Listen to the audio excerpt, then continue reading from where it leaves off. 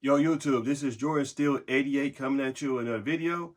Title of this video, Pirates versus Brewers series recap. So let's get into it.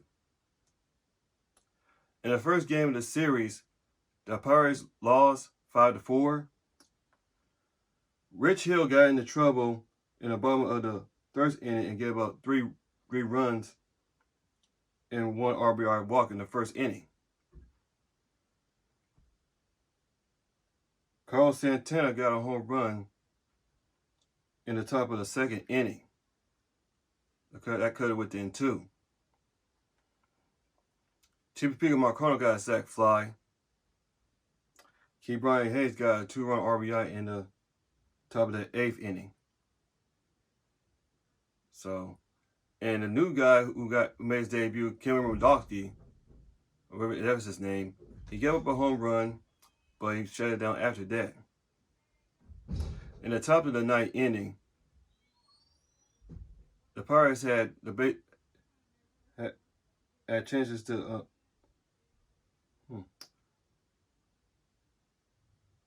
they had chances with the base, like when it was on second and third, I believe, in the top of the 9th inning in that first game, to get within to tie the game or take the lead, but they weren't able to do that. So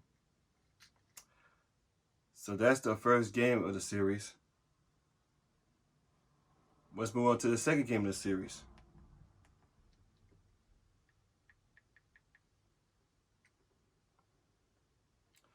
Pirates lost that one 5-0.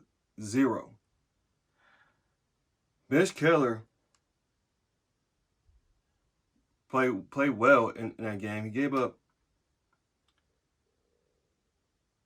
a 2-run home run in the bottom of the 3rd inning, but he rebounded in the next 2 innings, but gave up a 2-run RBI in the bottom of the 5th inning. And in the bullpen, Contreras, he pitched pretty well coming out of the bullpen. And Hernandez pitched well Hernandez, he pitched pretty well, but he gave up that home run that put the game away. In the offense, the Pirates could have mustered up nothing, only giving 4 or 5 hits in that game. So that's the second game of the series. Now let's move on to the third game of the series.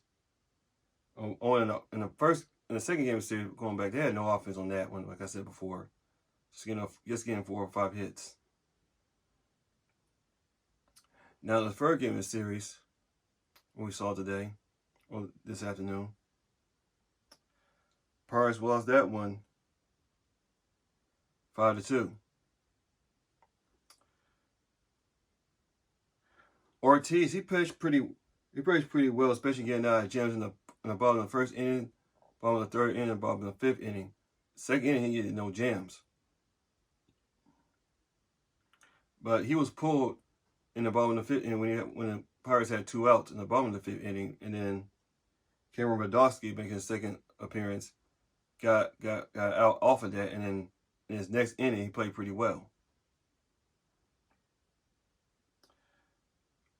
The offense in the bottom of the second inning had chances with the bases loaded, but they weren't able to deliver.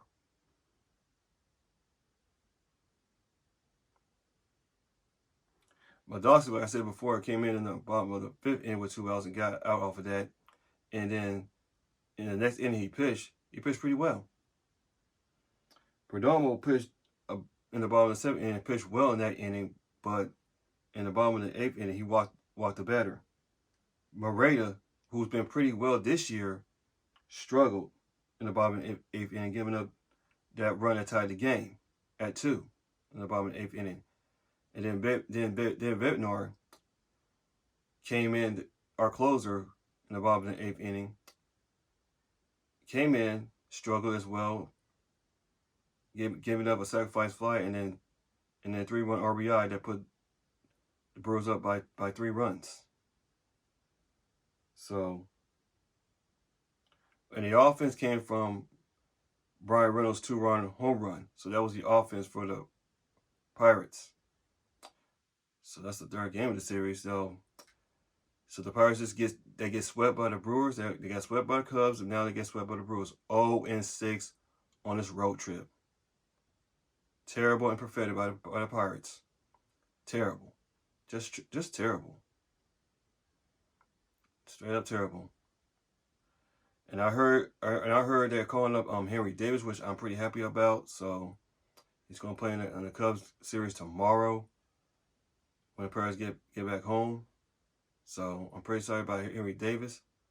I don't know if this is gonna change things for the Buccos. So hey. So Henry Davis, welcome to the bigs if you're coming up. So yeah. So that's all for this video. This is Jordan Steele 88. Like, comment, subscribe for more Pittsburgh sports content and other sports content on my channel. And I'll see y'all guys in the next video.